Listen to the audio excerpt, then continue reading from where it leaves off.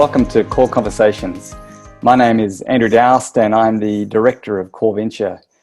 Core Conversations is all about families learning from one another and learning from advisors how to navigate and flourish in every season of life.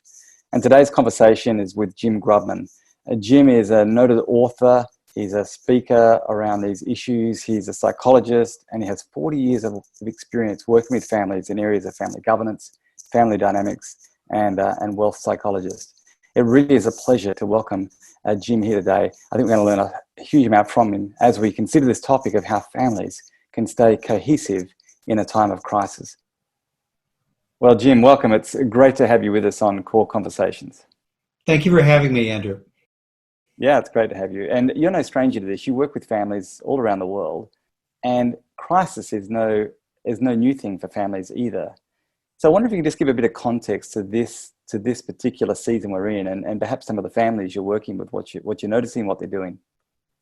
I'd be happy to. I think I'm actually finding this is a very important time for families and family enterprises where they discover things about themselves as they go through the crisis. I have to say, I have not subscribed to this is totally unprecedented, we've never seen anything like it kind of approach.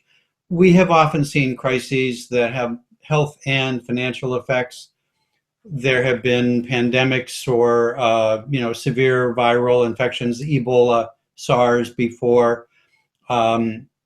People say that, the market in the US has never gone down this far, this fast. Actually, during the dot-com era in 2000, the NASDAQ dropped 40%, 40% within a few weeks and recovered 25%. So when we tell ourselves that there's little commonality to other times, it actually makes the panic worse.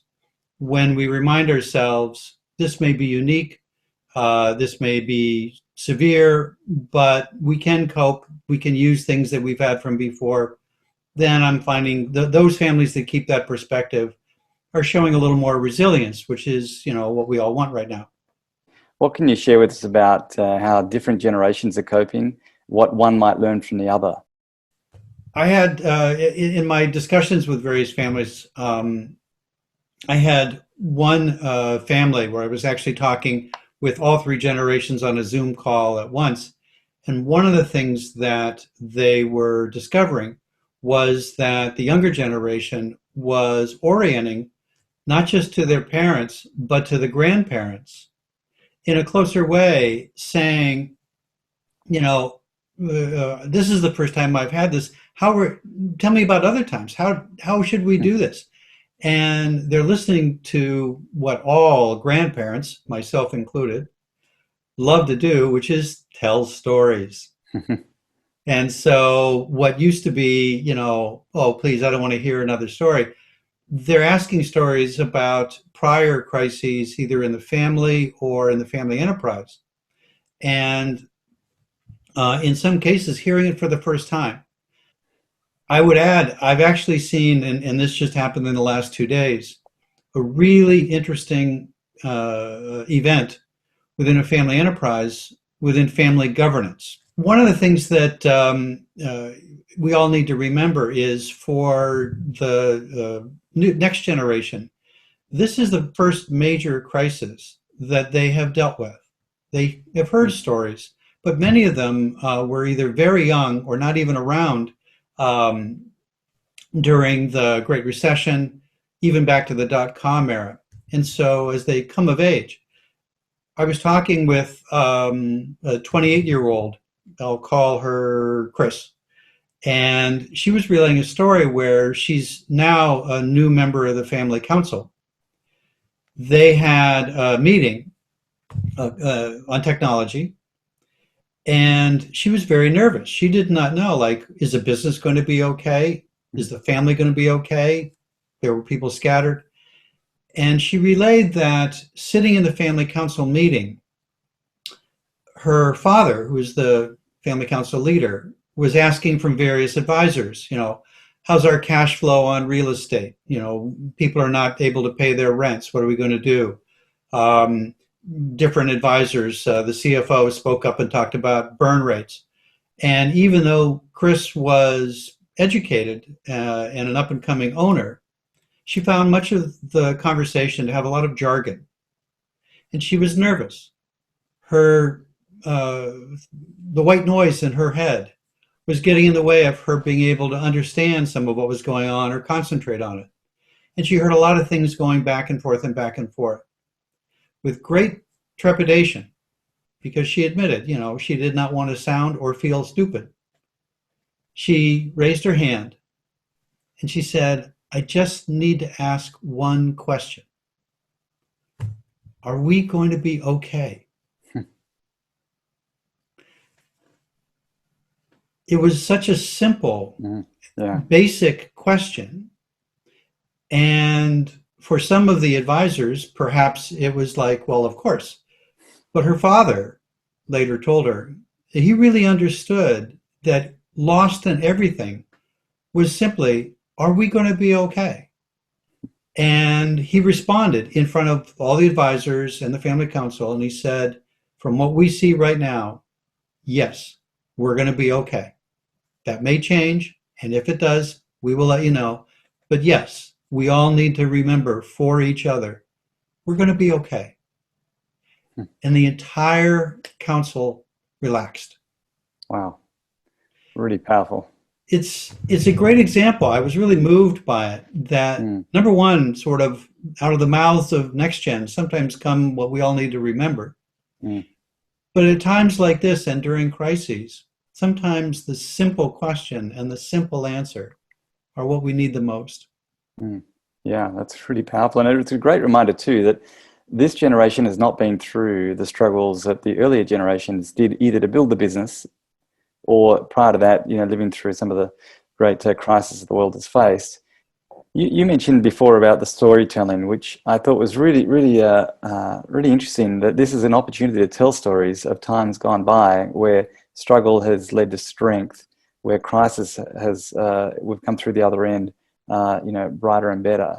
That storytelling idea, when people have more time and they're maybe stuck together a little bit more, what ideas or tips can you give people to start that storytelling process? Because it's so powerful.